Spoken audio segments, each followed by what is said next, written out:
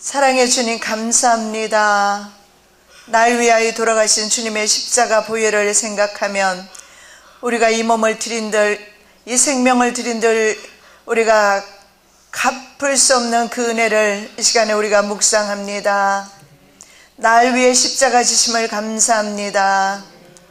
저희들을 위하여 말씀을 기록하게 하시고 말씀을 묵상할 수 있도록 도와주셔서 감사합니다. 다니엘에게 하나님께서 계시하여 주셔서 이 시대를 알게 도와주심을 감사합니다. 이 시간에 하나님께서 저희들에게도 계시의 정신을 더하여 주시옵소서.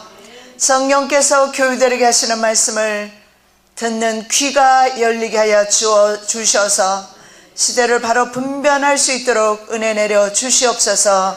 마치는 시간까지 주의 성령께서 이 자리에 함께 계셔서 운행하여 주시옵소서. 감사하며 예수 그리스도 이름으로 기도드립니다. 아멘. 자, 계속해서 7장 말씀 보고 있습니다. 자, 오늘 제목 말씀은 네 번째, 짐승 제국과 성도의 나라, 이렇게 제목을 잡아봤습니다.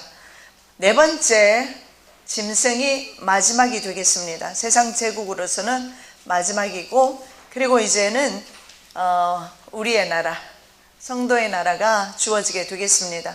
먼저 네 번째 짐승 제국에 대해서 살펴보겠습니다. 상세하게는 하지 않습니다. 왜냐하면 인터넷에 이미 네 번째 짐승 제국에 대해서는 제가 많이 강의해 놓은 게 있어요. 그래서 동영상을 여러분 참고하시면 될 것 같고, 그래서 좀 깊이 들어가지는 않고요. 간단하게 말씀을 좀 드리도록 하겠습니다.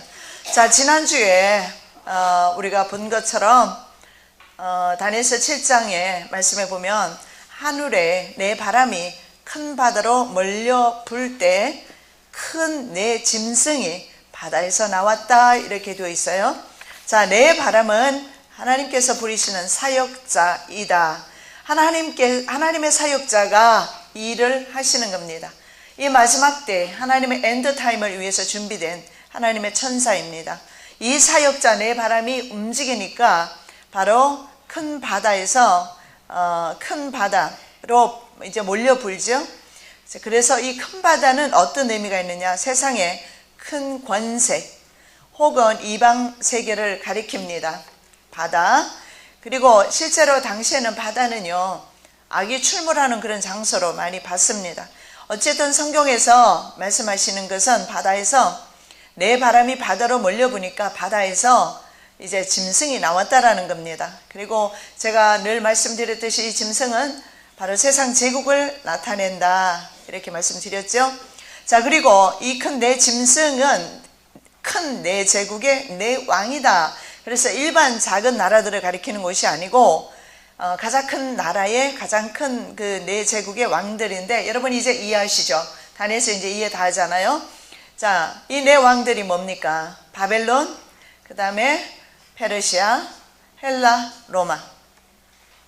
자, 로마의 이제 후신으로 적그리스도 국가가 나타나게 됩니다. 그래서 과거 로마와 현재 로마, 이렇게 생각하면 돼요. 과거 로마는 말 그대로 로마 제국입니다. 현재 로마는 유로파라고 하죠. 유로파라는 것은 짐승 탄 여자라는 뜻입니다.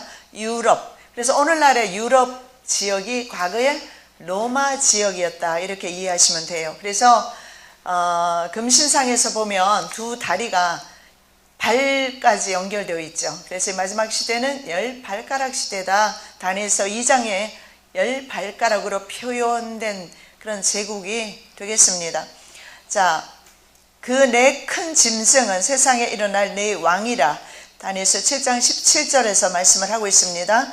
권세 있는 세 왕은 이미 지나갔습니다. 그리고 가장 큰 권세 가진 한 왕이 아직 이르지 아니하였다. 물론 이 네 번째 왕은 지나갔어요. 그리고 새로운 네 번째 왕국에서 나오는 새로운 왕이 되겠습니다.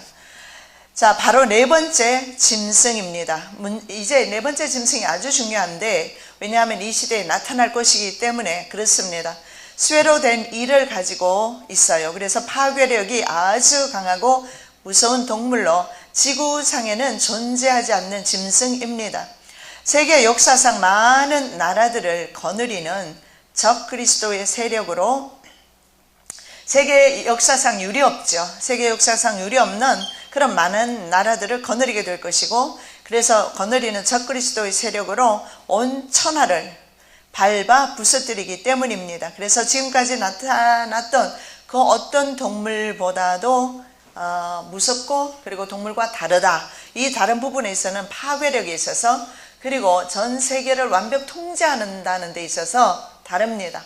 왜냐하면은 옛날에 있었던 네 제국, 예를 들어서 바벨론, 페르시아, 로마, 헬라, 로마, 이 지역들은 역시 지역적인 세력이었어요. 전 세계를 통일하지 못했어요.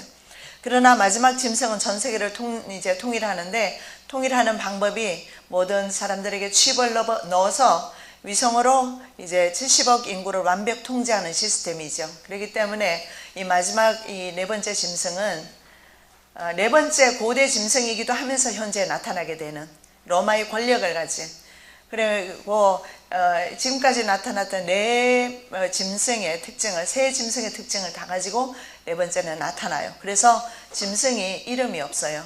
단지 우리가 부르기는 일곱 머리를 가지고 있기 때문에 일곱 머리 열뿔 짐승이다, 이렇게 표현하는 것 뿐입니다. 자, 성경에 다니엘서 7장 23절 24절 우리 다 함께 읽습니다. 모신 자가 이처럼 이르되 넷째 짐승은 곧 땅의 넷째 나라인데 이는 다른 나라들과는 달라서 온 천하를 삼키고 밟아 부스뜨릴 것이며 그 열뿔은 그 나라에서 일어날 열왕이요 그 후에 또 하나가 일어나리니 그는 먼저 있던 자들과 다르고 또 새 왕을 복종시킬 것이며. 자, 다니엘이 분명히 말씀하기를, 저는 성경을 액면 그대로 믿습니다. 여기에 보니까 넷째 나라, 다른 나라들하고 다르다. 그리고 말씀하기는 뭐라고 합니까? 온 천하를 삼킨다. 그래서 온 천하를 그들이 어떻게 삼킬 수 있을까? 삼키기 불가능합니다, 사실은요. 그러나 사람의 몸속에 칩을 삽입한다면 통제할 수 있어요, 위성을 통해서. 그렇기 때문에 가능한 일입니다. 그래서 이 사람 몸속에 칩을 삽입하는 것은 세계적인 프로젝트이기 때문에 반드시 실행될 겁니다. 자, 그래서 온 천하, 바로 그 온 천하를 이제 복속시키는 나라가 될 것입니다. 이것이 바로 넷째 나라이고 넷째 짐승이다. 그래서 열뿔이 나라, 열뿔이라고 말씀을 하고 있죠. 그리고 그 열뿔 중에서 하나가 나온다고 그랬어요. 그 중에 하나가 일어나는데 이 하나가 누군가? 그 성경에 보면 계시록 13장 보면 거기에 보면 짐승의 순이 그 사람의 그 수를 세어보라. 그 수는 사람의 순이, 그런데 그냥 사람으로 나와 있는데 영어에 보면 a man으로 나와 있어요. 한 사람의 수다. 그래서 어떤 사람은 적그리스도 세력을 단체로 보는 경우도 있는데 저는 그래서 개인으로 봐요. 왜냐하면 분명히 거기에도 a man으로 나와 있어요. 그러면 표를 받는 사람은 어맨이 누굽니까? 바로 그 사람, 한 사람의 사람이 되는 겁니다. 우리는 한 분 예수 그리스도의 자녀입니다. 그렇죠? 그들도 마찬가지로 그렇게 자기네들 인치는 작업하는 거예요. 하나님께서는 하나님의 영으로 인을 치셔요. 저와 여러분에게 이미 언제? 만세 전에 이미 특정하셨어요. 그렇죠? 하나님 부르지 아니하시면 하나님 자녀 될 수가 없어요. 아버지께서 내게로 보내셔야 된다고 예수님 말씀하셨잖아요. 아버지께서 보내지 않는 사람은 아무도 내게로 올 수 없다. 분명히 선포합니다. 근데 우리가 아버지 안에 와서 하나님을 아버지로 부르고 있으니 우리는 하나님의 자녀 된 겁니다. 됐지? 끝났어요. 우리의 구원은. 그러나 그들은 심지어는 믿는 사람까지도 강제하여서 인위적으로 이제는 사람 몸속에 칩을 삽입할 때만이 통제가 가능해요. 그러면 삽입 안 된 사람은 통제가 안 돼요. 그래서 잡아 이제 구속시키려고 하는 겁니다. 다니엘 2장의 금신상 중 10발가락에 해당되는 나라라고 말씀드렸죠. 다니엘서 2장 33절 그 발은 얼마는 쇠 얼마는 진흙이었나이다. 자, 이 나라를 대개는 유럽연합으로 봅니다. 왜냐하면 서유럽연합이 현재 10개 국가로 되어 있어요. 동유럽까지 합하면 27개국이지만 엄밀하게 따지면 과거의 로마의 영토가 서유럽으로 봅니다. 그래서 유럽연합 10개국, 그래서 10발가락이다. 그런데 문제는 이 10발가락이 어떻게 되어 있느냐 하면 얼마는 쇠고 얼마는 진흙으로 되어 있어요. 쇠라는 것은 쇠의 단단함이 있고 진흙은 물렁하겠죠. 아무래도 부셔지겠죠. 그래서 강대 국가와 약소 국가로 되어져 있다라는 것을 볼 수 있고, 또 하나는 이들 민족이 섞여 있어요. 철과 진흙으로 섞여 있다, 이렇게 또 볼 수도 있어요. 나라가 섞여 있어요. 그래서 이 나라들은요, 그동안 뭘 했느냐 하면 이쪽 유럽연합은 경제 통합을 했습니다. 경제 통합. 경제를 하나로 우리 한번 통합해서 같이 한번 잘 살아보자. 그런데 실패했어요. 그래서 유럽연합은 절대 연합하지 못한다는 것을, 경제로 연합한 것도 힘들다는 것을 보여주는 것이 뭐냐면, 이미 재작년인가 골드만삭스라고 국제 자본입니다. 이 국제 자본 개인 회사가, 개인 그 큰 회사가 유럽연합의 경제를 떠안았어요. 그래서 유럽연합의 경제를 현재 거의 개인이 다 쥐락펴락하고 있다는 것을 볼 수가 있어요. 그래서 국가가 경제를 좌우지하는 시대는 이미 끝났어요. 적어도 한 개인이, 그 골드만삭스라는 한 회사가, 내지는 그런 큰 회사가, 다국적 기업이겠죠. 아무래도 이 여러 나라의 기업을 두고 있기 때문에 다국적 기업이라고도 하고, 바로 국제금융자본이라고 하기도 합니다. 이들 세력이 잡고 있어요. 골드만삭스. 그래서 경제통합에서 실패를 하게 됩니다. 그리고 또 철과 진흙으로 되어 있다는 것은 각국 나라의 이권에 있어서는 서로 의견이 하나가 되지 못해요. 경제적으로 연합한다고 통화도 연합이 되어 있어요.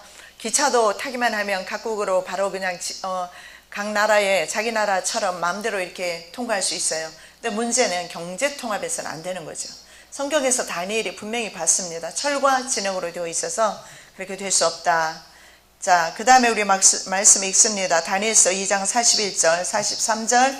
왕께서 그 발과 발가락이 얼마는 토기장의 진흙이요 얼마는 쇠인 것을 보셨은즉 그 나라가 나누일 것이며, 왕께서 쇠와 진흙이 섞인 것을 보셨은즉 그 나라가 쇠 같은 든든함이 있을 것이나, 그 발가락이 얼마는 쇠요 얼마는 진흙인즉 그 나라가 얼마는 든든하고 얼마는 부서질만 할 것이며, 왕께서 쇠와 진흙이 섞인 것을 보셨은즉 그들이 다른 민족과 서로 섞일 것이나 그들이 피차에 합하지 아니함이 쇠와 진흙이 합하지 않음과 같으리라.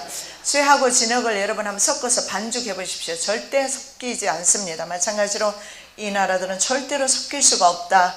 왜냐하면 이권에 있어서도 마찬가지고 민족이 달라요. 특히 경제 부분에 있어서는. 그래서 그 당시에 그 약한 나라들이 있잖아요. IMF를 맞을 수밖에 없는 나라들, 그런 나라들을 유럽연합에서 쫓아내려고 했던 적도 있었죠. 왜냐하면 그 나라들 때문에 다른 나라들까지 영향을 보기 때문에 그렇습니다. 자, 넷째 짐승의 권력은 중요한 것이 이것입니다. 하나님께로부터 왔어요. 하나님께서 허락하지 않으면 네 번째 짐승은 권력을 행사할 수가 없어요.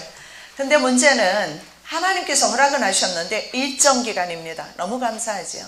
정해진 시간만큼만 하나님께서 허락하셨어요. 계시록 17장 17절 다 함께 읽습니다. 이는 하나님이 자기 뜻대로 할 마음을 그들에게 주사 한 뜻을 이루게 하시고 그들의 나라를 그 짐승에게 주게 하시되 하나님의 말씀이 응하기까지 하심이라. 이건 하나님의 허락이 있었어요. 하나님께서 그들이 자기 뜻대로 할 수 있도록 그들에게 한 뜻을 주었다. 사실 이게 한 뜻이 전 세계적으로 이루어지기 힘들거든요. 그런데 그들은 신세계 정부라는 한 뜻을 세웠어요. 종교적으로는 뉴 에이지 운동을 통해서, 그리고는 이제는 화폐, 단일 화폐를 통해서, 그리고 WCC를 통해서, 종교연합을 통해서, 그 다음에 이제는 경제는요. 경제는 어떻게 합니까? 단일 화폐를 통해서. 그래서 종이화폐가 앞으로 없어집니다. 종이가 없어지기 때문에 종이화폐 없어지고 화폐가 우리 몸속에 들어가고 국제신분증이 우리 몸속에 들어가고, 그래서 이것을 통해서 결국은 화폐를 사용해야 되고 신분증으로 사용해야 되고, 안 그러면 이동도 못하죠. 자, 이런 어떤 신분증 역할과 매매 역할을 같이 하게 함으로써 정말 인생이 살아가는 데 있어서 절대적으로 필요한 것들을 이들이 표를 받지 아니하면 못하게 합니다. 표를 받지 아니하면. 그렇기 때문에 많은 사람들이 마지막 때 넘어가게 될 것입니다. 그래서 우리가 이 마지막 시대를 분별하는 거 정말 중요합니다. 예수님 말씀하신 것처럼 시대를 분별해라. 분별하고 우리가 깨어서 주님 나라를 준비하는 거 정말 중요한 것 같습니다. 자, 중요한 것은 그들에게 한 뜻을 이루게 하지만 중요한 것은 하나님의 말씀에 응할 때까지라 이렇게 말해요. 그리고 그 다음에 사탄도 용도 네 번째 짐승에게 권세를 주었습니다. 계시록 13장 2절과 4절 우리가 함께 읽습니다. 용이 자기의 능력과 보좌와 큰 권세를 그에게 주었더라. 용이 짐승에게 권세를 주므로 용에게 경배하며 짐승에게 경배하여 이르되 누가 이 짐승과 같으냐 누가 능히 이와 더불어 싸우리요 하더라. 자, 용이 자기의 능력과 보좌와 권세를 주었기 때문에 전 세계 단일 정부가 가능한 겁니다. 세계 정부가 그래서 가능해요. 사탄이 모든 권세를 주었어요. 그리고 그 다음에 용이 짐승에게 권세를 주므로 용에게 경배하며 짐승에게 경배하여 이르되 누가 이 짐승과 같으냐. 왜냐하면 전 세계적으로 전무후무한 권력을 주기 때문에 절대로 이 짐승과 같은 국가는 없었다. 가장 강력한 국가이다. 이걸 말씀을 하고 있어요. 자, 그 시기는 3년 6개월로 국한됩니다. 이 3년 6개월을 42달이라고 하기도 합니다. 3년 6개월 계산은 42달이죠. 그리고 한때, 두때, 반때라고 합니다. 넷째 짐승이 통치하는 기간은 단지 3년 6개월이다. 그런데 성경에 보면 그 날들을 감하신다 되어 있어요. 그래서 3년 6개월도 우리가 견디지 않아도 될 것 같습니다. 아니면 7년 대환난 중에서 전 3년 반을 감해 주셨는지 그건 몰라요. 아니면 후 3년 반 중에서 환난의 때를 어느 정도 면하게 해주실지. 어쨌든 성경에서는 그 날들을 감해 주셨다. 그렇게 말씀을 하고 있어요. 그래서 그들이 통치하는 기간은 한때와 두때와 반때. 자, 누가 질문하면 이제 알겠죠. 한때는 1년입니다. 두때는 2년입니다. 반때는 6개월입니다. 그래서 합하면 3년 6개월이 됩니다. 자, 다니엘서 7장 25절 시작. 그가 또 때와 법을 고치고자 할 것이며 성도들은 그의 손에 붙임받으오 한때와 두때와 반때를 지내리라. 그 다음 말씀. 내가 들은 자 그 세마포 옷을 입고 강물 위쪽에 있는 자가 자기의 좌우 손을 들어 하늘을 향하여 영원히 살아계시는 이를 가리켜 맹세하여 이르되 반드시 한때 두때 반때를 지나서 성도의 권세가 다 깨어지기까지니 그렇게 되면 이 모든 일이 다 끝나리라 하더라. 다니엘서 12장 7절 반복해서 말씀하고 있습니다. 한때, 두때, 반때. 자, 여기에 말씀에 보면 반드시 성도의 권세가 깨어져야 모든 일이 끝난다. 성도의 권세가 깨어지기 전에 휴거될 것이다.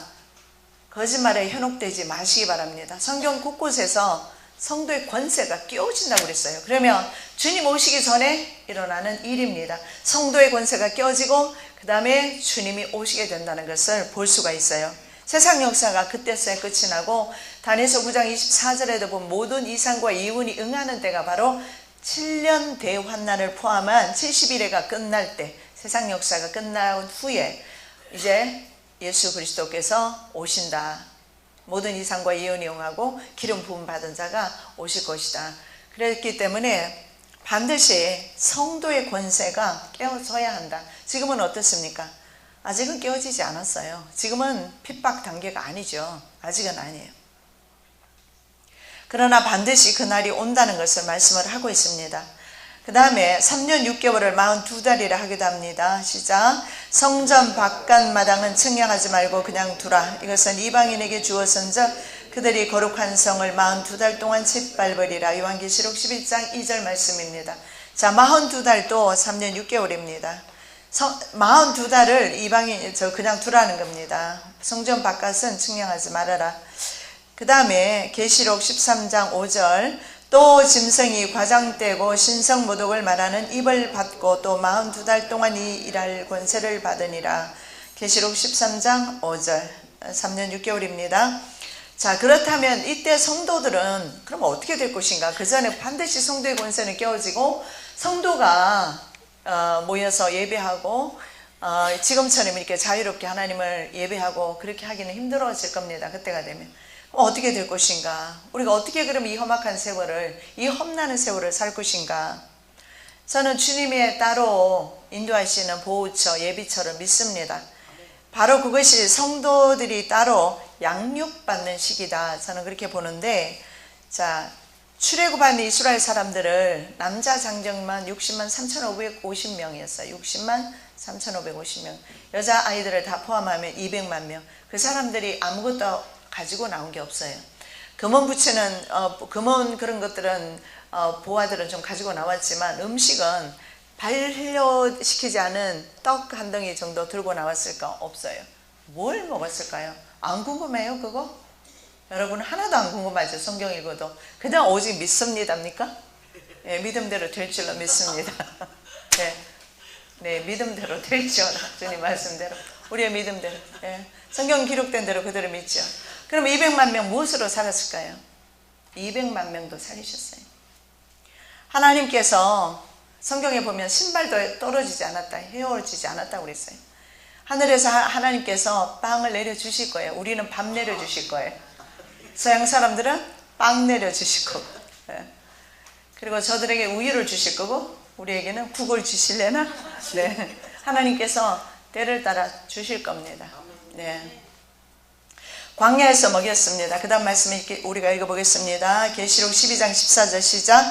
그 여자가 큰 독수리의 두 날개를 받아 광야 자기 곳으로 날아가 거기서 그 뱀의 낯을 피하여 한 때와 두 때와 반 때를 양육받으며. 자, 여기 보십시오. 분명히 한 때와 두 때와 반 때가 성도, 이때는 후 3년 기간을 가리켜요. 왜냐하면 전 3년 반은 한 때, 두 때, 반 때 말 사용 안 하고 42달 사용하잖아요. 전 3년 반은 1261, 1이라는 일은 해입니다. 달은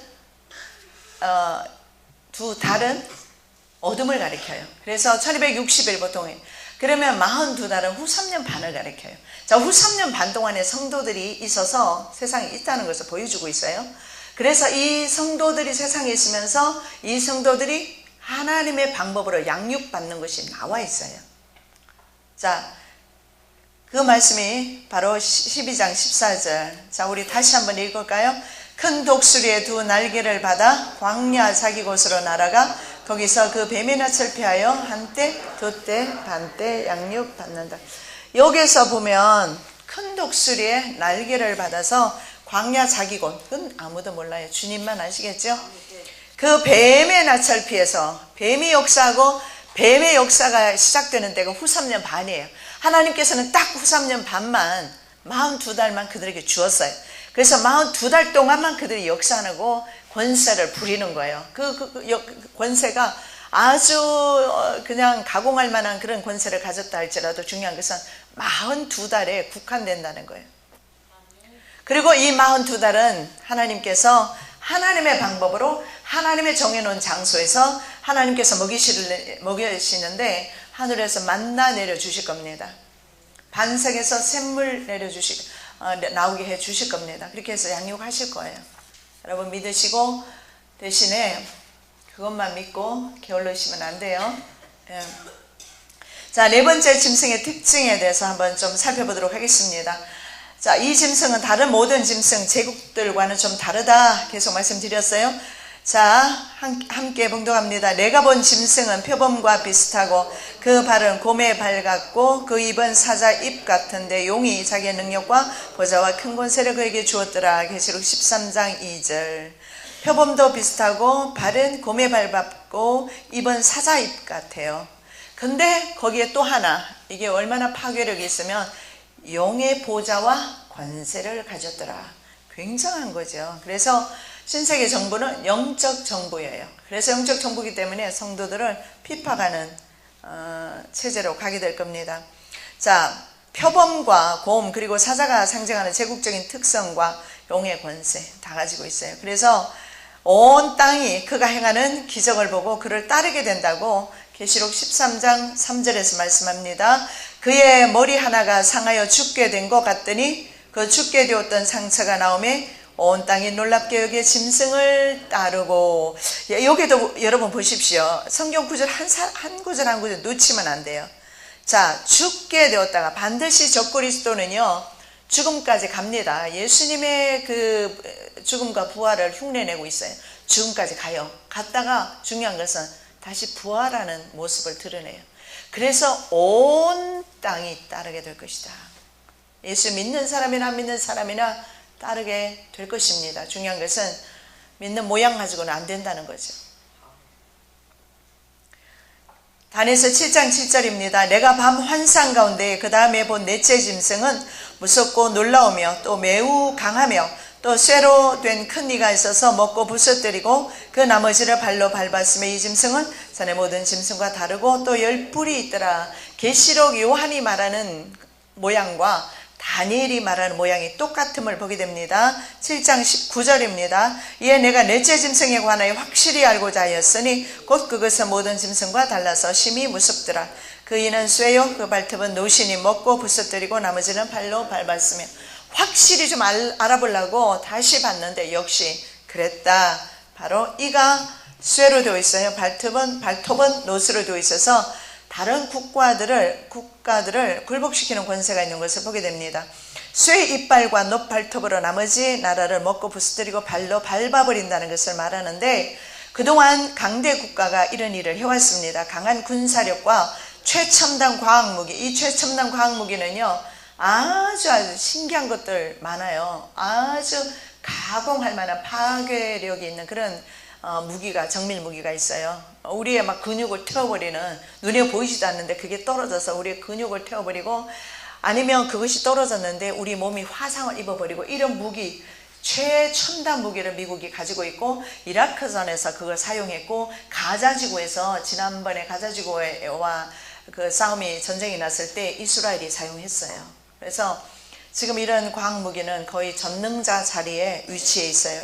그리고 미국의 군사력도 그러한 전능자 위치에 있었어요. 그래서 그들이 했던 것이 뭐냐면 어떻게 파괴를 했느냐, 어떻게 부셔버렸느냐, 이런 작은 나라들을 한 나라도 현재는 남김이 없이 이렇게 군사력을 가지고 정밀 무기를 가지고 때려부시는 일을 해왔어요.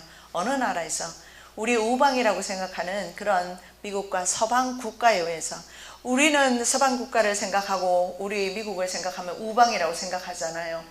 그렇지만 실제로는 결국은 지금 세계는요, 강대 국가가 약소 국가를 파멸시키고 약소 국가를 잡아먹는 형태, 좀 방법이 달라요. 방법이 옛날에는 독재 가운데서 그 일을 했고 지금은 민주주의 가운데서 뒤로 그 일을 합니다. 그래서 어떤 나라에는 폭동을 일으키죠. 시리아와 같은 나라에 반군에게 무기를 대주고 정부군과 싸우게 만들어서 그 나라가 폭동에 쌓이게 만들고 그렇게 했어요. 그리고 이제 에너지와 천년 자원이 많은 나라는 무력으로 정복하는 일을 했어요.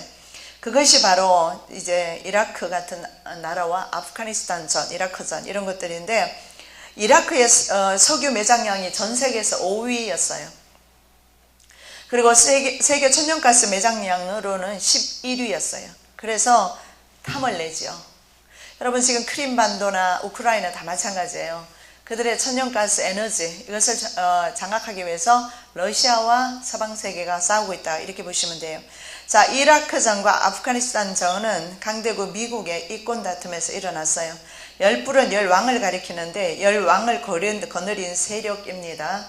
그래서 강대 국가들이 다 연합하고 이 일을 한다, 이렇게 보면 됩니다.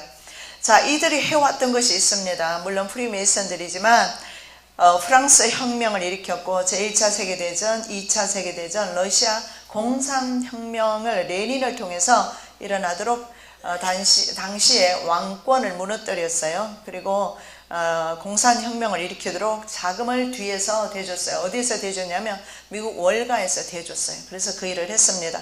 그리고 공산혁명이 일어났고 중국의 공산당 집권하면서 엄청난 수많은 인민들이 숙청을 당하면서 죽어갔어요. 그 일도 바로 뒤에서 이제 조종을 했고요. 한국 동남, 캄보디아, 라오스, 베트남을 둘러싼 30년이 넘는 통칭 인도차이나 전쟁이라고 합니다. 월남전이라고 하기도 하는데 인도차이나 전쟁에서 이들은 엄청난 부를 축적을 했습니다. 30년이 넘는 동안 전쟁을 통해서 이들이 국제 군산복합체로 갑니다. 이들이 했던 것은 전쟁터마다 전쟁 무기를 대주면서 돈을 벌어요. 그리고 이제 국가가, 미국 같은 경우에 군인들을 파견하기 위해서는 국가가 돈이 필요하잖아요. 그래서 그 돈을 미국의 연방준비은행이 바로 이들의 조직기관 아닙니까?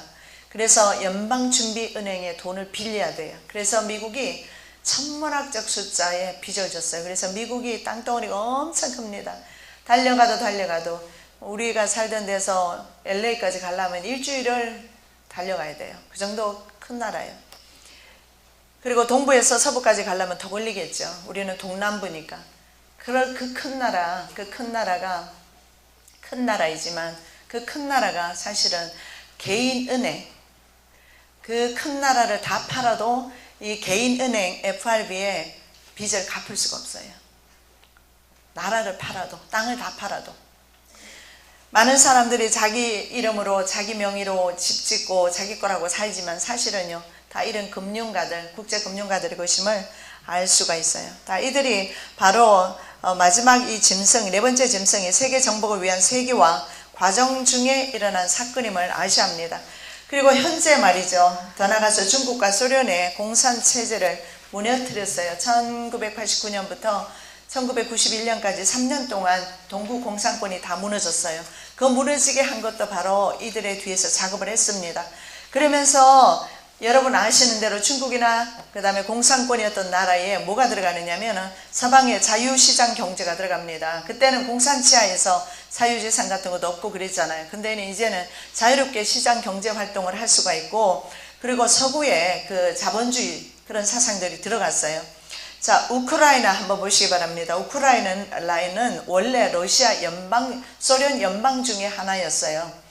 그런데 이 소련 연방 국가들은요, 에너지와 천연 자원을 서로 공급하고 수요하는 입장에서 서로 상부상조하고 있었어요. 거기다가 민족성이나 문화 이런 것들이 거의 서로 공유하는 그런 나라들입니다. 그래서 이들 나라들은요, 어쩌면 우리 한국과 중국과 일본이 정서적으로 좀 비슷한 그런 걸 가지고 있듯이 그들도 어떤 끈끈한 그런 내려오면서의 그런 관계들이 있어요. 그런데 문제는 지금 현재 이 지역을 유라시아라고 합니다. 유라시아는 유럽과 아시아, 이걸 통칭을 해서 유라시아라고 하는데, 유라시아 중에서도 핵심 바로 지금 아주 블루 오션이라고 그래서 아주 떠오르는 지역이 중앙아시아입니다. 이 중앙아시아는 얼마나 많은 에너지가, 흑해라든가 이런 곳에 에너지가 많기 때문에 서방 세계들이 완전히 지금 눈 돌아갈 정도로 눈독 들이는 곳이 바로 그쪽이에요. 그래서 그쪽에 앞으로 세계대전이 일어나게 되는 겁니다. 천연 자원이 굉장히 많아요. 석유 자원이 거기 다 있어요. 러시아가 석유 자원 1위입니다. 그리고 사우디아라비아가 2위인가 그렇죠. 그러니까 그쪽에 다 몰려 있어요. 그렇기 때문에 마지막 때는 이제는 에너지가 고갈되어 가니까 에너지 전쟁이 일어나게 됩니다. 자, 우크라이나 같은 경우에 우크라이나에 크림반도가 있었어요. 그런데 크림반도가 독립을 선언했어요. 그러면 뻔한 겁니다. 서방 세계에서 바람을 불어넣었다, 이렇게 러시아 쪽에서는 보고 있어요. 그래서 독립을 했는데 어떻게 했습니까? 러시아가 크림반도를 삼켜버렸어요. 그래서 신문에 보니까 그런 내용이 있더라고요.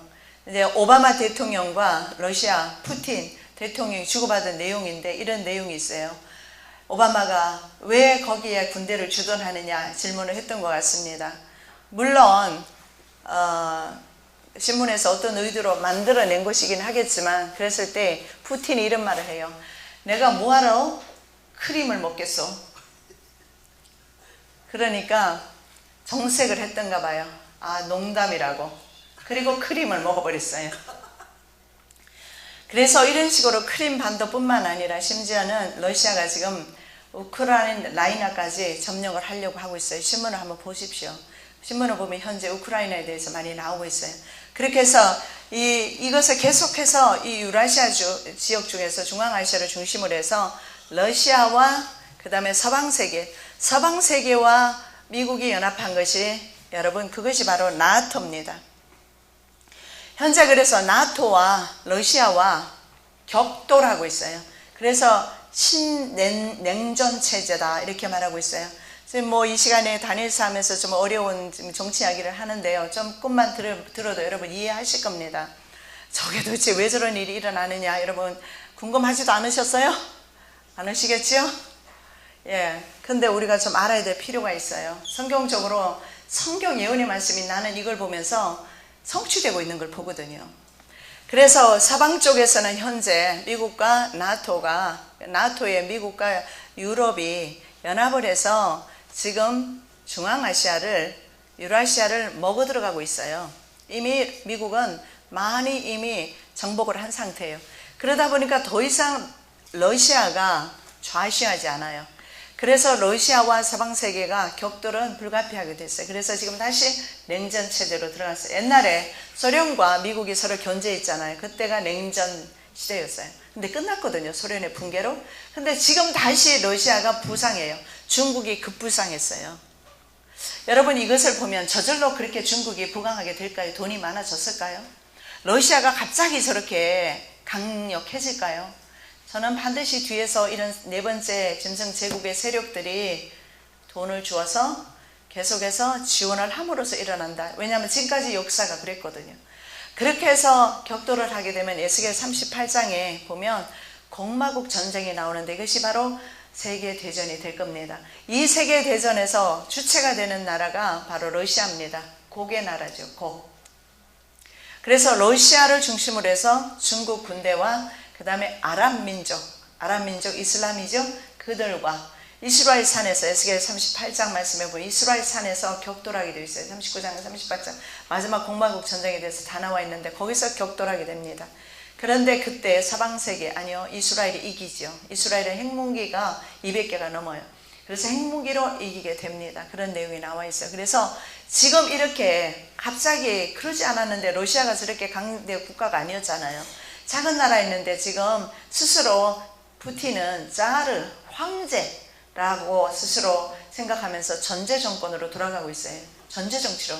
과거에 그런 자르가 통치하던 전제 정권으로 돌아가면서 강력하게 규합하고 있어요. 그러면서 그 지역에서 탈러시아 하는 나라들, 바로 중앙아시아에 있는 탈러시아 하는 나라들을 계속해서 규합을 하는데 그 중에 하나가 우크라이나가 친서방 탈러시아 이렇게 해버렸어요. 그러니까 우크라이나를 공략할 수밖에 없고, 그래서 러시아는 이런 식으로 서서히 이제는 동진을 하면서 나중에는 3차 전쟁이 불가피하게 일어나게 될 것입니다. 그래서 성경에 나오는 에스겔 38장의 내용이 이루어진다고 이렇게 보시면 되겠어요.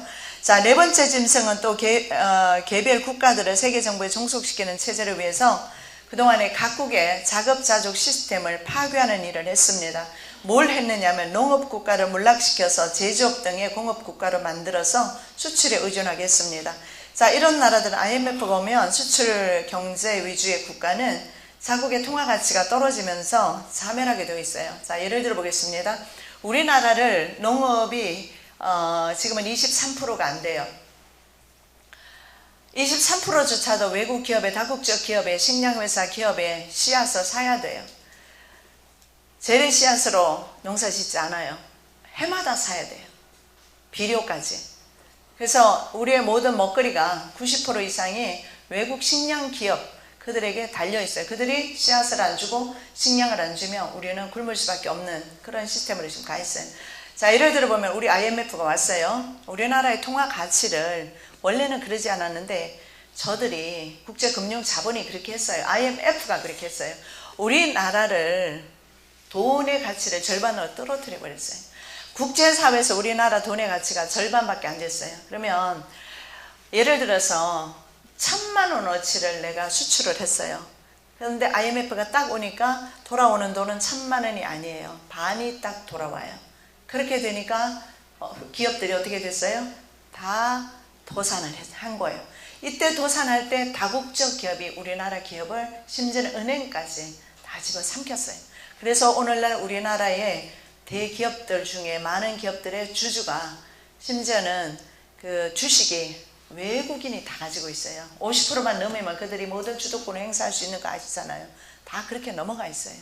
사장은 우리나라 사장일지라도 말이죠. 어떤 것은 오너가 바뀐 것도 많아요. 자, 이런 식으로 각 나라의 자급자족 시스템을 파괴하는 것은 뭐냐면 스스로 농사만 지어 먹고 살 수 있거든요. 농사 지으면 살 수 있잖아요. 근데 그걸 못 지어 먹게 만드는 겁니다. 그렇게 해서 자기네들이 자기네들이 씨앗과 자기네들이 주는 그 식량을 사 먹으라는 거예요. 자, 그러면 표를 안 받으면 못 사 먹잖아요. 그래서 이 일을 하는 겁니다. 그래서 사탄에게서 온 권세이기 때문에 경제, 정치, 문화 할 것 없이 모든 것이 다 연합해서 어디로? 엔타임으로 가고 있어요. 막을 길이 없어요. 하나님 허락하신 시간이고 용이 그들에게 권세를 주었기 때문에. 그래서 각국에 있잖아요. 여러분 한번 농업국가 한번 생각나는 거 말씀해 보세요. 아르헨티나, 칠레 엄청 풍요했어요. 근데 자급자족 거의 10%도 안 돼요. 그들 나라 다 그렇게 농업국가들을 몰락을 시켜버렸어요. 그런 일들을 뒤에서 했어요. 이들이. 자, 넷째 나라는 다니엘서 2장 40절 이렇게 말합니다. 강하기가 쇠가 트리니 쇠는 모든 물건을 부서뜨리고 이기는 것이라. 이겨버린다고 그랬어요. 쇠가 모든 것을 부수는 것 같이 그 나라가 강대 국가가 문나라 약소 국가들을 부서뜨리고 찌을 것이다. 영어에 보니까 break and smash everything 이래서 그 나라의 모든 것을 smash 가루로 만들어버린. 이 가루로 만드는 것은 우리가 어떻습니까? 식량을 갈고 할 때 그 곡식을 갈 때 쓰는 단어잖아요.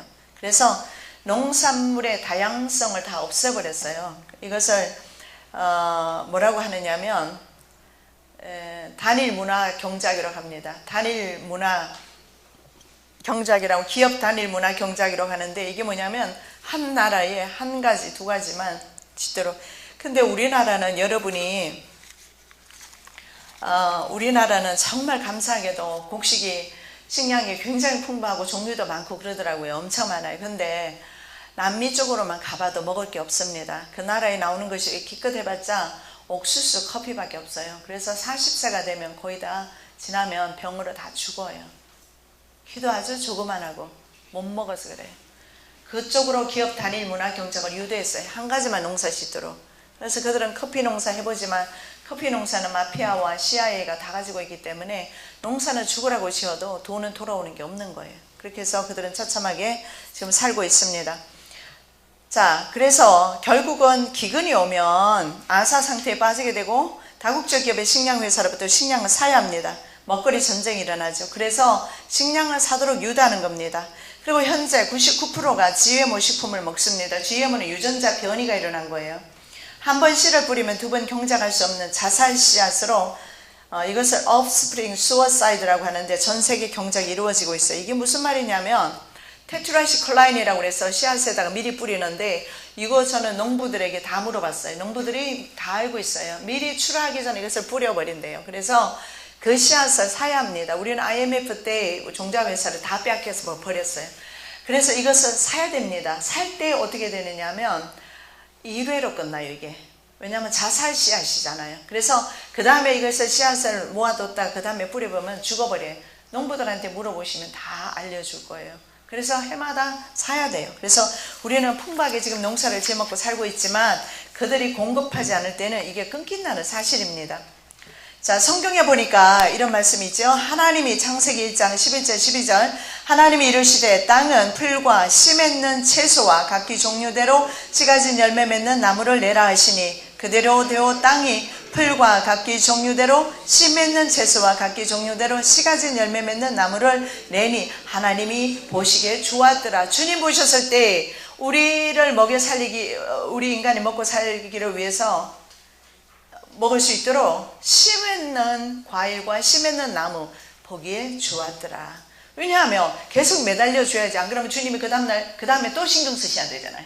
씨 맺는 나무 또 만드셔야 되잖아요. 아니, 과목을 또 만드시고 풀을 또 만드시고 해야 되잖아요. 근데 이거는 한 번만 해놓으면 계속해서 씨를 맺어서 그 씨가 계속해서 우리에게 먹거리를 제공해 줍니다. 이것이 바로 하나님의 창조 질서인데 지금 현재 이 창조 질서가 깨어지고 있어요. 그래서 바로 1회로 생식이 끝나서 그래서 현재 많은 사람이 이런 이야기 합니다. 현재 제1역학 보존의 법칙이라고 그러죠. 열역학 1법칙 깨어지고 제2법칙, 열역학 제2법칙이 이루어지고 있다.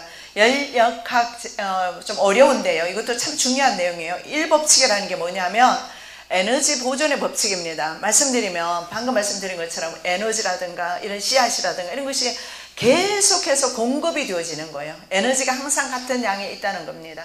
그렇게 해서 이 에너지가 같은 양이 있기 때문에 이 지구가 보존되고 있는데 에너지가 파괴되고 있어요. 그렇기 때문에 지구가 보존이 안 돼요. 파괴되는 것을 연력학제 이 법칙이라고 합니다. 그래서 계속해서 이런 것들은요, 과학 문화로 말미암아 파괴되고 있어요. 결국은 마지막 때 이 지구가 파멸되는 것은 인간의 과학 문화 내지는 이기심 때문에 파괴되는 것을 보게 됩니다. 자, 그 외에도 네 번째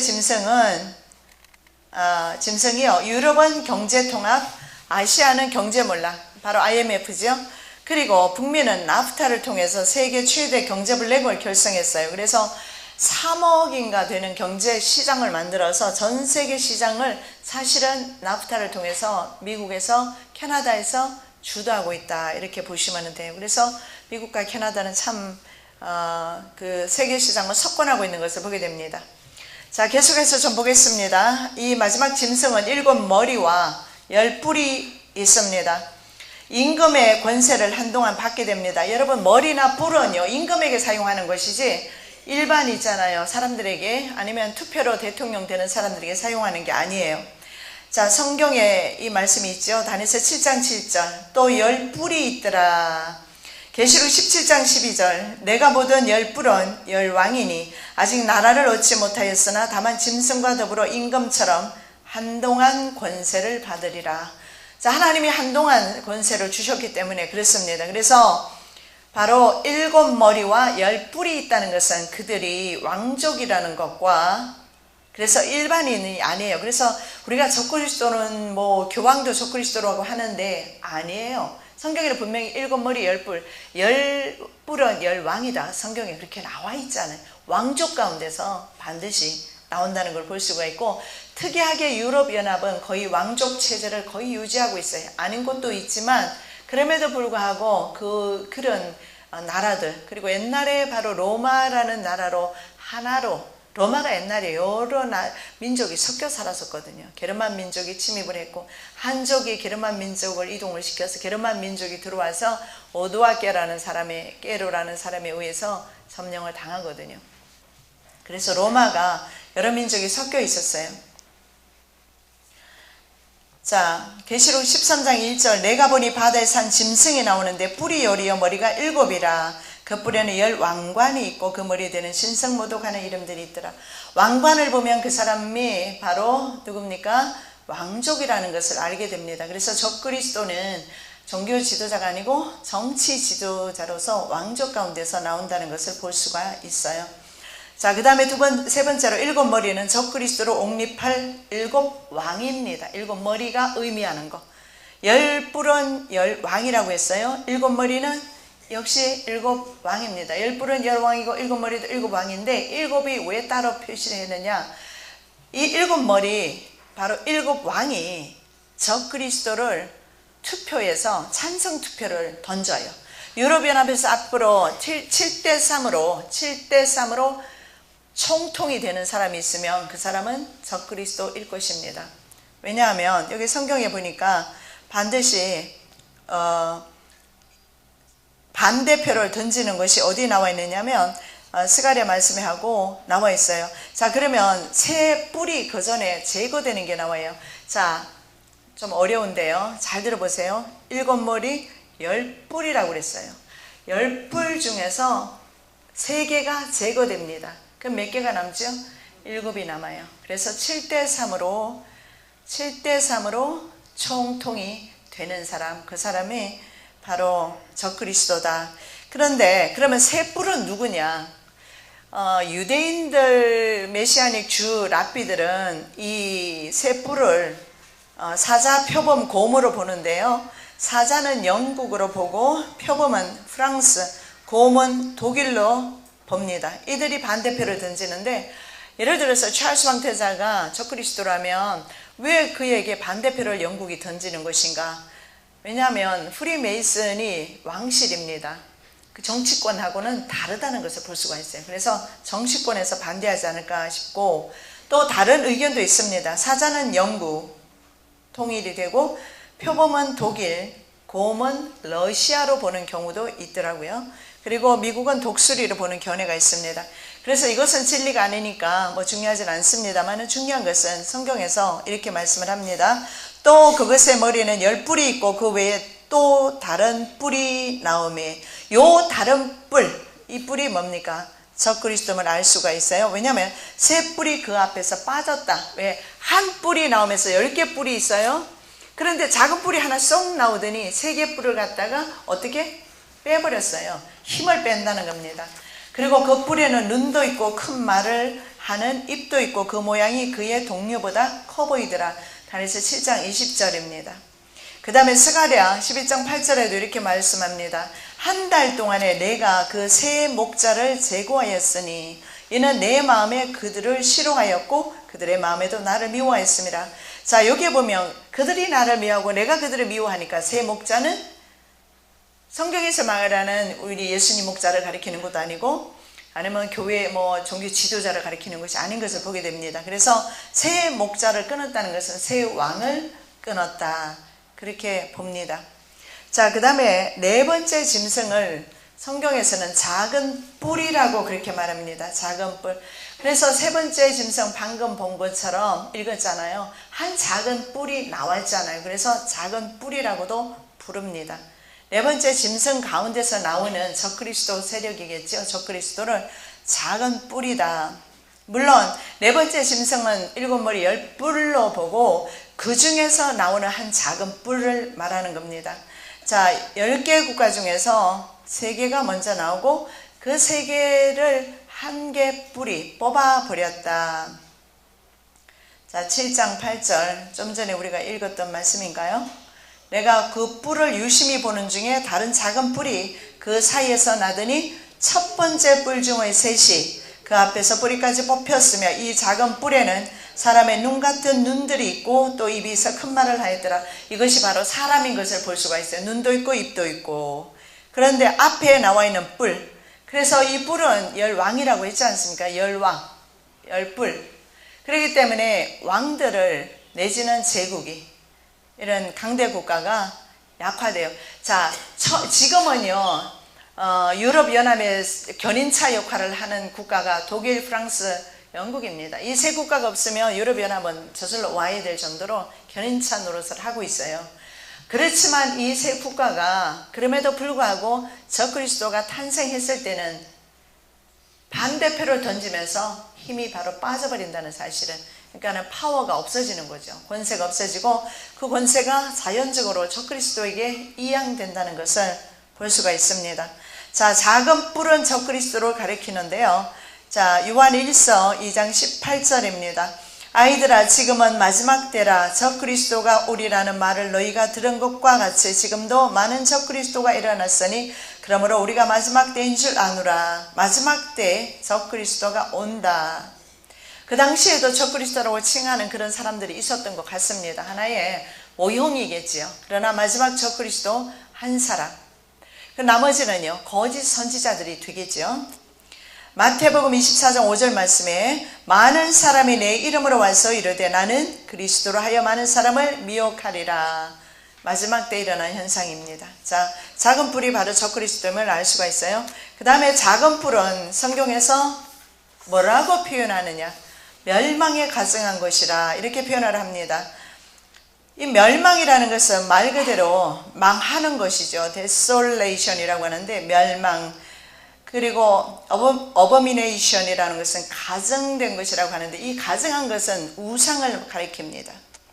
멸망당할 우상이라 이렇게 표현하고 있어요. 멸망에 가증한 것은 반드시 패망하게 될 우상이다. 여기서 분명한 것은 예수님께서도 이 말을 사용하셨거든요. 그래서 이 세상 세력에서 네 번째 짐승 제국에서 나오는 적그리스도는 적그리스도를 멸망에 가증한 것이라고 표현해요. 그렇다면 여기서 벌써 그 이름에서 볼 수 있듯이 이것은 반드시 멸망한다 라는 것을 알 수가 있어요. 반드시 멸망해요. 그가 장차 많은 사람들과 더불어 한 일의 동안의 언약을 굳게 맺고 그가 그 일의 절반에 제사와 예물을 금지할 것이며 또 포악하여 가증한 것이 날개를 우지하여 설 것이며 또 이미 정한 정말까지 진노가 황폐하게 하는 자에게 쏟아지리라 하였느니라 하니라. 다니엘서 9장 27절이죠. 예, 여기에 멸망에 가증한 것 나오지요. 가증한 것, 포악하여 가증한 것이 날개를 의지하여 설 것이다. 그리고 마태복음 24장 15절 예수님께서 다니엘의 말씀, 이 말씀을 인용해서 말씀하셨어요. 그러므로 너희가 선지자 다니엘이 말한 바 멸망에 가증한 것이 거룩한 곳에 선 것을 보거든 읽는 자는 깨달을진저. 그 다음에 보면 산으로 도망해라 뭐 이런 말씀이 나옵니다. 자, 그래서 성경에 가증한 것은 우상, 우상은 적그리스도이고 적그리스도는 우상이기 때문에 이것은 반드시 깨어진다라는 것을 볼 수가 있어요. 자, 그리고 이 작은 뿔, 적그리스도는 왕위를 이어받지 않는 왕자여야 됩니다. 왕족에서 반드시 나와야 돼요. 왜냐하면 일반 평민 가정에서 나오지 않습니다. 성경 읽어보겠습니다. 또 그의 왕위를 이을 자는 한 비천한 사람이라 나라의 영광을 그에게 주지 아니할 것이나 그가 평안한 때를 타서 속임수로 그 나라를 얻을 것이며 다니엘서 11장 22절 나라의 영광 그에게 주지 아니한다. 여기 보면 받지 못한다. 영어 성경에는 그렇게 되어 있어요. 나라의 영광을 받지 못해요. 왜 그러냐면 부모 왕이 자에게 줘야 되는데 주지 않고 있거든요. 근데 여기는 왕위를 이을 자가 비천하다고 그랬으니까 이 사람은 가난하고 이 사람 이름 없는 사람이다 아니면 천한 사람이다 그게 아니고 아까 말씀드렸던 것처럼 멸망받을 가증한 것이기 때문에 비천하다 표현하고 있어요. 그런데 평안한 때는 저는 생각할 때 바로 이 민주주의 때를 생각을 합니다. 이 민주주의 이 평안한 때 나라를 속임수로 물론 투표를 통해서 오르긴 하겠지만 그들에게는 전 세계를 움직이는 금권이 있잖아요. 자본력이 있잖아요. 그것 가지고 그들은 전 세계를 장악하게 될 겁니다. 자, 중요한 것은 반드시 고대 로마 혈통에서 나와야 합니다. 왜 그러냐면 자, 금신상에서 다니엘서 2장의 금신상에서 보면 이 두 다리에서 이어서 10발가락까지 나옵니다. 그래서 다리는 고대 로마를 가리키고 10발가락은 유럽을 가리킵니다. 그래서 성경도 그가 7 왕의 후손 8번째 왕이라고 그렇게 말해요. 자, 계시록 17장 10절 11절 이건 아주 중요한 내용입니다. 우리가 함께 봉독합니다. 또 7 왕이라 5은 망하였고 하나는 있고 다른 하나는 아직 이르지 아니하였으나 이르면 반드시 잠시 동안 머무리리라. 전에 있었다가 지금 없어진 짐승은 8째 왕이니 7 중에 속한 자라.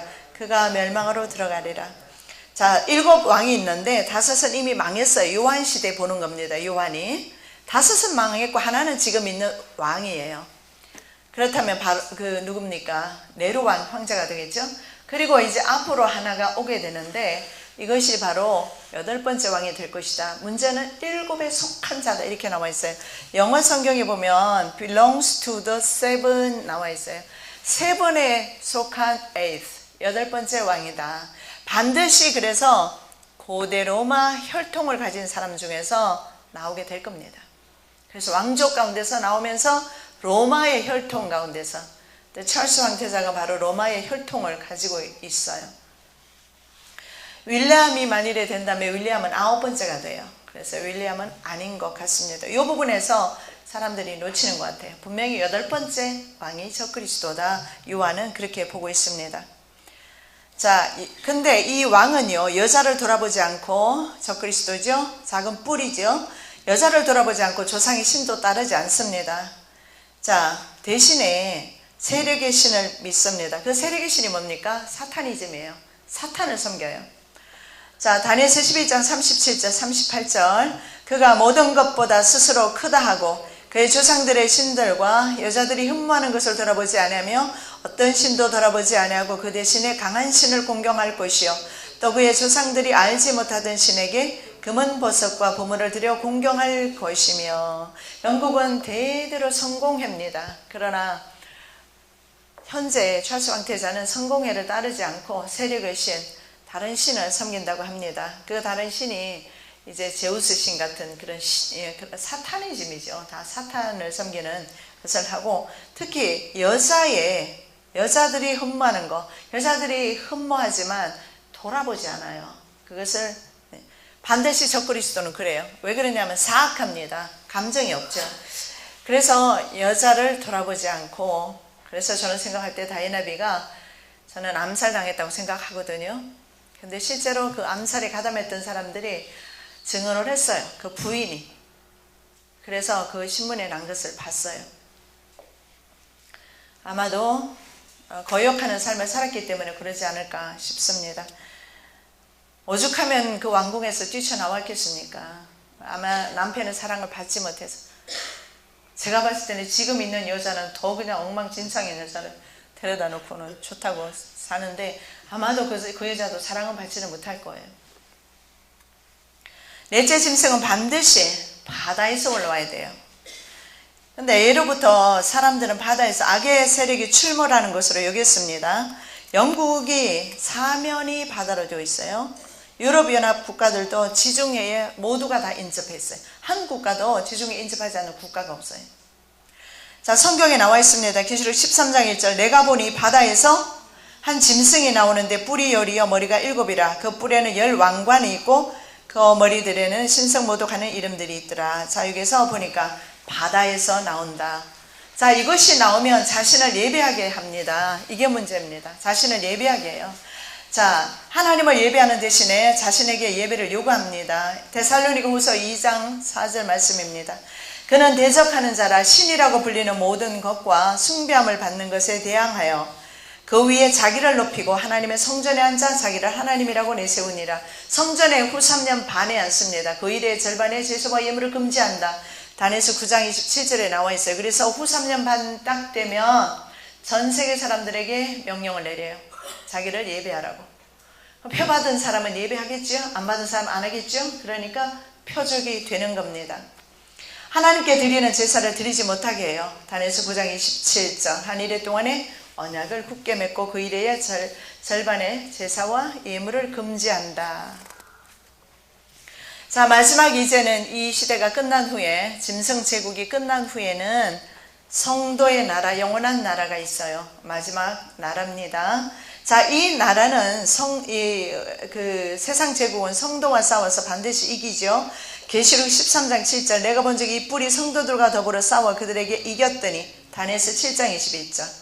자, 계시록 13장 7절 또 권세를 받아 성도들과 싸워 이기게 되고 각 족속과 백성과 방언과 나라를 다스리는 권세를 받으니. 자, 성도와 싸워서 반드시 이긴다. 그렇게 되어 있어요. 자, 문제는 성도와 싸워서 이기지만 중요한 것은 생명책에 기록된 사람은 짐승을, 기록되지 않은 사람이 짐승을 예배하지 생명책에 기록된 사람은 예배 안 합니다. 계시록 13장 18절 죽임을 당한 어린 양의 생명책의 창세 이후로 이름이 기록되지 못하고 이 땅에 사는 자들은 그 짐승에게 경배하리라. 우리와 상관없지요? 생명책의 기록은 언제 되는 겁니까? 창세전에 된 겁니다. 그래서 마지막 때 최후 승리 우리는 할 것입니다. 왜냐하면 생명책에 이름이 기록되어 있기 때문에. 그런데 세상 우리가 살면서 핍박은 당연히 받을 수밖에 없는 이유가 있어요. 예수님께서 말씀하셨어요. 우리나라는 세상 제국이 아니기 때문에 그렇다. 너희 나라는 세상이 아니다. 너희는 세상에 속한 사람이 아니다. 그래서 핍박한다. 그러니까 나라가 틀려요. 제가 미국에서 살았지 않습니까? 서름이 많았어요. 여러 가지로 어려움도 많지요. 왜냐하면 남의 나라에 가서 살았기 때문에 그래요. 시민권을 받은 후에는 좀 더 괜찮지만 그전에는요 참 영주권만 가지고 사는 사람들도 힘들어요. 조금만 위법해도 바로 쫓겨나요. 자기 나라가 아니기 때문에. 자, 요한복음 15장 18절 19절 함께 봉독합니다. 세상이 너희를 미워하면 너희보다 먼저 나를 미워한 줄을 알라. 너희가 세상에 속하였으면 세상이 자기의 것을 사랑할 것이나 너희는 세상에 속한 자가 아니요 도리어 내가 너희를 세상에서 택하였기 때문에 세상이 너희를 미워하느니라. 여러분 미움받으시면 하나님의 선택자임을 아시기 바랍니다. 평화로운 민주주의 시대에 꾀와 속임으로 많은 사람을 멸하고 하나님을 대적하며 성도들을 괴롭게 할 것입니다. 그러나 아까 말씀드렸던 것처럼 그 권세는 깨어집니다. 제한적이고 깨어져요. 그가 꾀를 베풀어 제 손으로 속임수를 행하고 마음에 스스로 큰 채하여 또 평화로운 때에 많은 사람을 무리를 멸하며 또 스스로 서서 만왕의 왕을 대적할 것이나 그가 사람의 손으로 말미암지 아니하고 깨어지리라. 하나님께서 그 권세를 깨어버리시겠다. 다니엘서 8장 25절. 그래서 예수께서 잠깐의 생명 보존하려고 영혼까지 멸망당하는 일 생기지 않도록 경고하고 있어요. 몸은 죽여도 영혼은 능히 죽이지 못하는 자들을 두려워하지 말고 오직 몸과 영혼을 능히 지옥에 멸하실 수 있는 이를 두려워하라. 마태복음 10장 28절. 그리고 이제 마지막 때가 되면 성도들이 나라를 차지하게 됩니다. 다니엘서 7장 26절 27절. 그러나 심판이 시작되면 그는 권세를 빼앗기고 완전히 멸망할 것이요 나라와 권세와 온 천하 나라들의 위세가 지극히 높으신 이의 거룩한 백성에게 붙임받으리니 그의 나라는 영원한 나라이라. 모든 권세 있는 자들이 다 그를 섬기며 복종하리라. 자, 다니엘서 19장 20절. 짐승이 잡히고 그 앞에서 표적을 행하던 거짓 선지자도 함께 잡혔으니 이는 짐승의 표를 받고 그의 우상에게 경배하던 자들을 표적으로 미혹하던 자라. 이 둘이 산채로 유황불 붙는 못에 던져지고. 자, 우상에게 경배하던 자, 거짓 선지자 다 유황불못에 간다고 말씀을 하고 있습니다. 세상 제국처럼 절대로 우리나라는 멸망하지 않습니다. 영원한 나라입니다. 다니엘서 7장 22절입니다. 예적부터 항상 계신 이가 와서 지극히 높으신 이의 성도들을 위하여 원한을 풀어주셨고 때가 이르매 성도들이 나라를 얻었더라. 한 장 더 있습니다. 계시록 17장 15절. 일곱째 천사가 나팔을 불며 하늘에 큰 음성들이 나서 이르되 세상 나라가 우리 주와 그의 그리스도의 나라가 되어 그가 세세토록 왕노로 다시리로다 하니. 아멘. 우리의 영원한 나라 바라보시고 세상에서 끝까지 승리하시기를 예수님의 이름으로 축복합니다. 사랑의 예수님 감사합니다. 오늘도 다니엘을 통해서 계시의 말씀, 요한을 통해서 계시의 말씀 주심을 감사합니다. 잠시 잠깐의 생명을 보존하기 위하여서 세상과 연합하지 않기를 원합니다. 하나님을 배도하지 않기를 원합니다. 마지막까지 최후 항전할 수 있도록 셈과 능력 도하여 주시옵소서. 감사하며 예수 그리스도 이름으로 기도드립니다. 아멘. 그래서 보면 두 다리가 발까지 연결되어 있죠. 그래서 마지막 시대는 10발가락 시대다. 다니엘서 2장에 10발가락으로 표현된 그런 제국이 되겠습니다. 자, 그 네 큰 짐승은 세상에 일어날 네 왕이라. 다니엘서 7장 17절에서 말씀을 하고 있습니다. 권세 있는 세 왕은 이미 지나갔습니다. 그리고 가장 큰 권세 가진 한 왕이 아직 이르지 아니하였다. 물론 이 네 번째 왕은 지나갔어요. 그리고 새로운 네 번째 왕국에서 나오는 새로운 왕이 되겠습니다. 자, 바로 네 번째 짐승입니다. 이제 네 번째 짐승이 아주 중요한데, 왜냐하면 이 시대에 나타날 것이기 때문에 그렇습니다. 쇠로 된 이를 가지고 있어요. 그래서 파괴력이 아주 강하고 무서운 동물로 지구상에는 존재하지 않는 짐승입니다. 세계 역사상 많은 나라들을 거느리는 적 그리스도의 세력으로 세계 역사상 유례 없죠. 세계 역사상 유례 없는 그런 많은 나라들을 거느리게 될 것이고, 그래서 거느리는 적 그리스도의 세력으로 온 천하를 밟아 부서뜨리기 때문입니다. 그래서 지금까지 나타났던 그 어떤 동물보다도 무섭고, 그리고 동물과 다르다. 이 다른 부분에 있어서는 파괴력이 있어서, 그리고 전 세계를 완벽 통제한다는 데 있어서 다릅니다. 왜냐하면 옛날에 있었던 네 제국, 예를 들어서 바벨론, 페르시아, 로마, 헬라, 로마, 이 지역들은 역시 지역적인 세력이었어요. 전 세계를 통일하지 못했어요. 그러나 마지막 짐승은 전 세계를 통일하는데, 통일하는 방법이 모든 사람들에게 칩을 넣어서 위성으로 이제 70억 인구를 완벽 통제하는 시스템이죠. 그렇기 때문에 이 마지막 이 네 번째 짐승은 네 번째 고대 짐승이기도 하면서 현재 나타나게 되는 로마의 권력을 가진, 그리고 지금까지 나타났던 네 짐승의 특징을, 세 짐승의 특징을 다 가지고 네 번째는 나타나요. 그래서 짐승이 이름이 없어요. 단지 우리가 부르기는 7머리를 가지고 있기 때문에 7머리 10뿔 짐승이다, 이렇게 표현하는 것 뿐입니다. 자, 성경에 다니엘서 7장 23절 24절 우리 다 함께 읽습니다. 모신 자가 이처럼 이르되 넷째 짐승은 곧 땅의 넷째 나라인데 이는 다른 나라들과는 달라서 온 천하를 삼키고 밟아 부스뜨릴 것이며 그 열 뿔은 그 나라에서 일어날 열 왕이요 그 후에 또 하나가 일어나리니 그는 먼저 있던 자들과 다르고 또 새 왕을 복종시킬 것이며. 자, 다니엘이 분명히 말씀하기를 저는 성경을 액면 그대로 믿습니다. 여기에 보니까 넷째 나라, 다른 나라들하고 다르다. 그리고 말씀하기는 뭐라고 합니까? 온 천하를 삼킨다. 그래서 온 천하를 그들이 어떻게 삼킬 수 있을까? 삼키기 불가능합니다, 사실은요.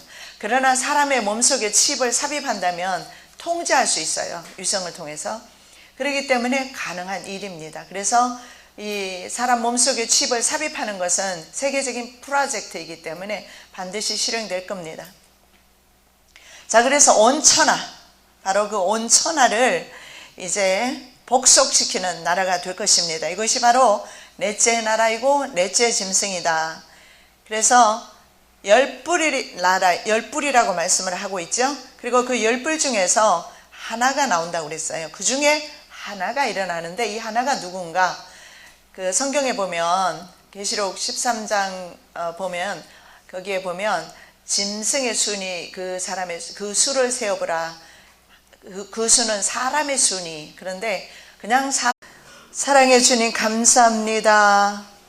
날 위하여 돌아가신 주님의 십자가 보혈을 생각하면 우리가 이 몸을 드린들 이 생명을 드린들 우리가 갚을 수 없는 그 은혜를 이 시간에 우리가 묵상합니다. 날 위해 십자가 지심을 감사합니다. 저희들을 위하여 말씀을 기록하게 하시고 말씀을 묵상할 수 있도록 도와주셔서 감사합니다. 다니엘에게 하나님께서 계시하여 주셔서 이 시대를 알게 도와주심을 감사합니다. 이 시간에 하나님께서 저희들에게도 계시의 정신을 더하여 주시옵소서. 성령께서 교회들에게 하시는 말씀을 듣는 귀가 열리게 하여 주셔서 시대를 바로 분별할 수 있도록 은혜 내려 주시옵소서. 마치는 시간까지 주의 성령께서 이 자리에 함께 계셔서 운행하여 주시옵소서. 감사하며 예수 그리스도 이름으로 기도드립니다. 아멘. 자, 계속해서 7장 말씀 보고 있습니다. 자, 오늘 제목 말씀은 네 번째 짐승 제국과 성도의 나라, 이렇게 제목을 잡아봤습니다.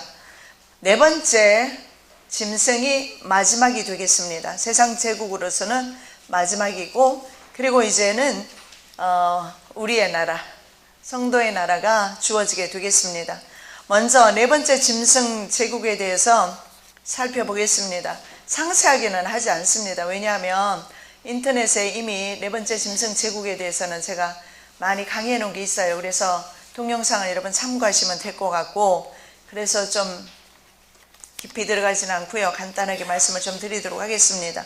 자, 지난주에 우리가 본 것처럼 다니엘서 7장에 말씀해 보면 하늘에 내 바람이 큰 바다로 몰려 불 때 큰 내 짐승이 바다에서 나왔다, 이렇게 되어 있어요. 자, 내 바람은 하나님께서 부리시는 사역자이다. 하나님의 사역자가 일을 하시는 겁니다. 이 마지막 때 하나님의 엔드타임을 위해서 준비된 하나님의 천사입니다. 이 사역자 내 바람이 움직이니까 바로 큰 바다에서 큰 바다로 이제 몰려 불죠. 그래서 이 큰 바다는 어떤 의미가 있느냐? 세상에 큰 권세 혹은 이방 세계를 가리킵니다. 바다. 그리고 실제로 당시에는 바다는요, 악이 출몰하는 그런 장소로 많이 봤습니다. 어쨌든 성경에서 말씀하시는 것은 바다에서 내 바람이 바다로 몰려보니까 바다에서 이제 짐승이 나왔다라는 겁니다. 그리고 제가 늘 말씀드렸듯이 이 짐승은 바로 세상 제국을 나타낸다, 이렇게 말씀드렸죠. 자, 그리고 이 큰 내 짐승은 큰 내 제국의 내 왕이다. 그래서 일반 작은 나라들을 가리키는 것이 아니고 가장 큰 나라의 가장 큰 그 내 제국의 왕들인데, 여러분 이제 이해하시죠? 다니엘서 이제 이해 다 하잖아요. 자, 이 내 왕들이 뭡니까? 바벨론, 그 다음에 페르시아, 헬라, 로마. 자, 로마의 이제 후신으로 적그리스도 국가가 나타나게 됩니다. 그래서 과거 로마와 현재 로마, 이렇게 생각하면 돼요. 과거 로마는 말 그대로 로마 제국입니다. 현재 로마는 유로파라고 하죠. 유로파라는 것은 짐승 탄 여자라는 뜻입니다. 유럽. 그래서 오늘날의 유럽 지역이 과거에 로마 지역이었다, 이렇게 이해하시면 돼요. 그래서 금신상에서 그 다음에 우리 말씀이 있습니다. 다니엘서 2장 41절 43절 왕께서 그 발과 발가락이 얼마는 토기장의 진흙이요 얼마는 쇠인 것을 보셨은즉 그 나라가 나누일 것이며 왕께서 쇠와 진흙이 섞인 것을 보셨은즉 그 나라가 쇠 같은 든든함이 있을 것이나 그 발가락이 얼마는 쇠요 얼마는 진흙인즉 그 나라가 얼마는 든든하고 얼마는 부서질만 할 것이며 왕께서 쇠와 진흙이 섞인 것을 보셨은즉 그들이 다른 민족과 서로 섞일 것이나 그들이 피차에 합하지 아니함이 쇠와 진흙이 합하지 않음과 같으리라. 쇠하고 진흙을 여러분 한번 섞어서 반죽해 보십시오. 절대 섞이지 않습니다. 마찬가지로 이 나라들은 절대로 섞일 수가 없다. 왜냐하면 이권에 있어서도 마찬가지고 민족이 달라요. 특히 경제 부분에 있어서는. 그래서 그 당시에 그 약한 나라들이 있잖아요. IMF를 맞을 수밖에 없는 나라들, 그런 나라들을 유럽연합에서 쫓아내려고 했던 적도 있었죠. 왜냐하면 그 나라들 때문에 다른 나라들까지 영향을 보기 때문에 그렇습니다. 자, 넷째 짐승의 권력은 중요한 것이 이것입니다. 하나님께로부터 왔어요. 하나님께서 허락하지 않으면 네 번째 짐승은 권력을 행사할 수가 없어요. 근데 문제는 하나님께서 허락은 하셨는데 일정 기간입니다. 너무 감사하지요. 정해진 시간만큼만 하나님께서 허락하셨어요. 계시록 17장 17절 다 함께 읽습니다. 이는 하나님이 자기 뜻대로 할 마음을 그들에게 주사 한 뜻을 이루게 하시고 그들의 나라를 그 짐승에게 주게 하시되 하나님의 말씀이 응하기까지 하심이라. 이건 하나님의 허락이 있었어요. 하나님께서 그들이 자기 뜻대로 할 수 있도록 그들에게 한 뜻을 주었다. 사실 이게 한 뜻이 전 세계적으로 이루어지기 힘들거든요. 그런데 그들은 신세계 정부라는 한 뜻을 세웠어요. 종교적으로는 뉴 에이지 운동을 통해서, 그리고는 이제는 화폐, 단일 화폐를 통해서, 그리고 WCC를 통해서, 종교연합을 통해서, 그 다음에 이제는 경제는요. 경제는 어떻게 합니까? 단일 화폐를 통해서. 그래서 종이화폐가 앞으로 없어집니다. 종이가 없어지기 때문에 종이화폐 없어지고 화폐가 우리 몸속에 들어가고 국제신분증이 우리 몸속에 들어가고, 그래서 이것을 통해서 결국은 화폐를 사용해야 되고 신분증으로 사용해야 되고, 안 그러면 이동도 못하죠. 자, 이런 어떤 신분증 역할과 매매 역할을 같이 하게 함으로써 정말 인생이 살아가는 데 있어서 절대적으로 필요한 것들을 이들이 표를 받지 아니하면 못하게 합니다. 표를 받지 아니하면. 그렇기 때문에 많은 사람들이 마지막 때 넘어가게 될 것입니다. 그래서 우리가 이 마지막 시대를 분별하는 거 정말 중요합니다. 예수님 말씀하신 것처럼 시대를 분별해라. 분별하고 우리가 깨어서 주님 나라를 준비하는 거 정말 중요한 것 같습니다. 자, 중요한 것은 그들에게 한 뜻을 이루게 하지만 중요한 것은 하나님의 말씀에 응할 때까지라, 이렇게 말해요. 그리고 그 다음에 사탄도, 용도 네 번째 짐승에게 권세를 주었습니다. 계시록 13장 2절과 4절 우리가 함께 읽습니다. 용이 자기의 능력과 보좌와 큰 권세를 그에게 주었더라. 용이 짐승에게 권세를 주므로 용에게 경배하며 짐승에게 경배하여 이르되 누가 이 짐승과 같으냐, 누가 능히 이와 더불어 싸우리요 하더라. 자, 용이 자기의 능력과 보좌와 권세를 주었기 때문에 전 세계 단일 정부가 가능한 겁니다. 세계 정부가 그래서 가능해요. 사탄이 모든 권세를 주었어요. 그리고 그 다음에 용이 짐승의 권세를 주므로 용에게 경배하며 짐승에게 경배하여 이르되 누가 이 짐승과 같으냐. 왜냐하면 전 세계적으로 전무후무한 권력을 쥐기 때문에 절대로 이 짐승과 같은 국가는 없었다. 가장 강력한 국가이다. 이걸 말씀을 하고 있어요. 자, 그 시기는 3년 6개월로 국한됩니다. 이 3년 6개월을 42달이라고 하기도 합니다. 3년 6개월 계산은 42달이죠. 그리고 한때, 두때, 반때라고 합니다. 넷째 짐승이 통치하는 기간은 단지 3년 6개월이다. 그런데 성경에 보면 그 날들을 감하신다 되어 있어요. 그래서 3년 6개월도 우리가 견디지 않아도 될 것 같습니다.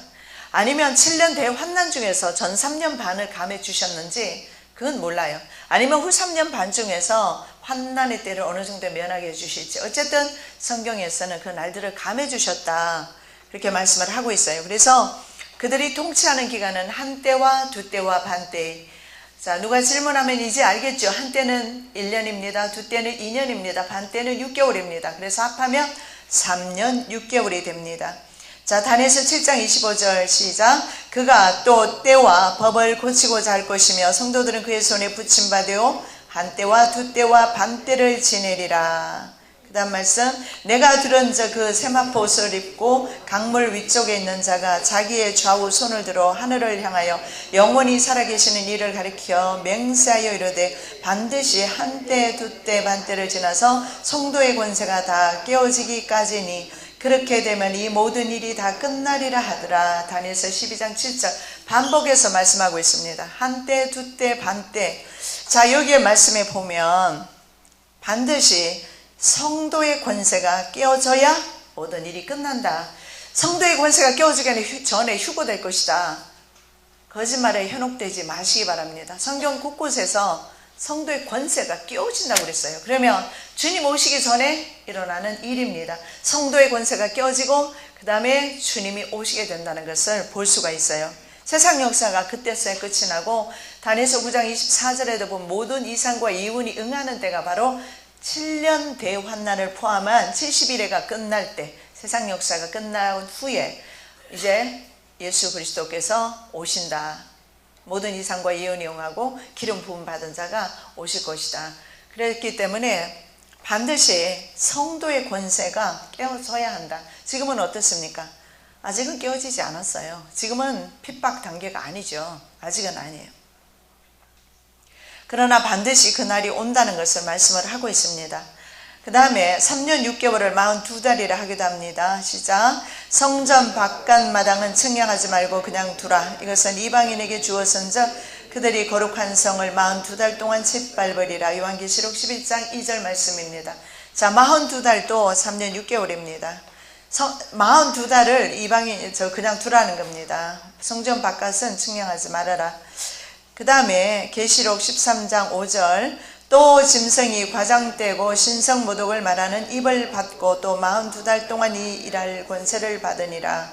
계시록 13장 5절 3년 6개월입니다.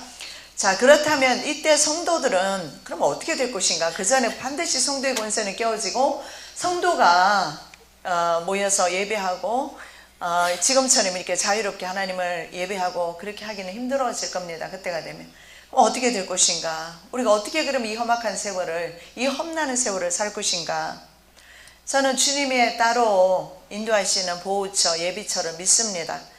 바로 그것이 성도들이 따로 양육받는 시기다. 저는 그렇게 보는데, 자, 사람으로 나와 있는데 영어에 보면 a man으로 나와 있어요. 한 사람의 수다. 그래서 어떤 사람은 적그리스도 세력을 단체로 보는 경우도 있는데 저는 그래서 개인으로 봐요. 왜냐하면 분명히 거기에도 어맨으로 나와 있어요. 그러면 표를 받는 사람은 어맨이 누굽니까? 바로 그 사람, 한 사람의 사람이 되는 겁니다. 우리는 한 번 예수 그리스도의 자녀입니다. 그렇죠? 그들도 마찬가지로 그렇게 자기네들 인치는 작업하는 거예요. 하나님께서는 하나님의 영으로 인을 치셔요. 저와 여러분에게 이미 언제? 만세 전에 이미 특정하셨어요. 그죠? 하나님 부르지 아니하시면 하나님 자녀 될 수가 없어요. 아버지께서 내게로 보내셔야 된다고 예수님 말씀하셨잖아요. 아버지께서 보내지 않는 사람은 아무도 내게로 올 수 없다. 분명히 선포합니다.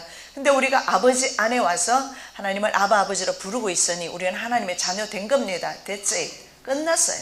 우리의 구원은. 그러나 그들은 심지어는 믿는 사람까지도 강제하여서 인위적으로 이제는 사람 몸속에 칩을 삽입할 때만이 통제가 가능해요. 그러면 삽입 안 된 사람은 통제가 안 돼요. 그래서 잡아 이제 구속시키려고 하는 겁니다. 다니엘 2장의 금신상 중 10발가락에 해당되는 나라라고 말씀드렸죠.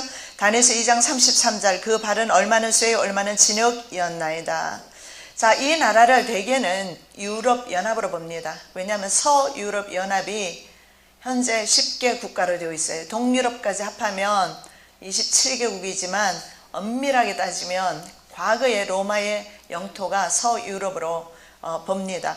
그래서 유럽연합 10개국, 그래서 10발가락이다. 그런데 문제는 이 10발가락이 어떻게 되어 있느냐 하면 얼마는 쇠고 얼마는 진흙으로 되어 있어요.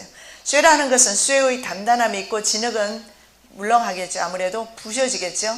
그래서 강대 국가와 약소 국가로 되어져 있다라는 것을 볼 수 있고, 또 하나는 이들 민족이 섞여 있어요. 철과 진흙으로 섞여 있다, 이렇게 또 볼 수도 있어요. 나라가 섞여 있어요. 그래서 이 나라들은요, 그동안 뭘 했느냐 하면 이쪽 유럽연합은 경제 통합을 했습니다. 경제 통합. 경제를 하나로 우리 한번 통합해서 같이 한번 잘 살아보자. 그런데 실패했어요. 그래서 유럽연합은 절대 연합하지 못한다는 것을, 경제로 연합한 것도 힘들다는 것을 보여주는 것이 뭐냐면, 이미 재작년인가 골드만삭스라고 국제 자본입니다. 이 국제 자본 개인 회사가, 개인 그 큰 회사가 유럽 경제를, 유럽연합의 경제를 떠안았어요. 그래서 유럽연합의 경제를 현재 거의 개인이 다 쥐락펴락하고 있다는 것을 볼 수가 있어요. 그래서 국가가 경제를 좌우지하는 시대는 이미 끝났어요. 적어도 한 개인이, 그 골드만삭스라는 한 회사가, 내지는 그런 큰 회사가, 다국적 기업이겠죠. 아무래도 이 여러 나라의 기업을 두고 있기 때문에 다국적 기업이라고도 하고, 바로 국제금융자본이라고 하기도 합니다. 이들 세력이 잡고 있어요. 골드만삭스. 그래서 경제통합에서 실패를 하게 됩니다. 그리고 또 철과 진흙으로 되어 있다는 것은 각국 나라의 이권에 있어서는 서로 의견이 하나가 되지 못해요. 경제적으로 연합한다고 통화도 연합이 되어 있어요. 기차도 타기만 하면 각국으로 바로 그냥 각 나라의 자기 나라처럼 마음대로 이렇게 통과할 수 있어요. 근데 문제는 경제 통합에서는 안 되는 거죠. 성경에서 다니엘이 분명히 봤습니다. 철과 진흙으로 되어 있어서 그렇게 될 수 없다. 자,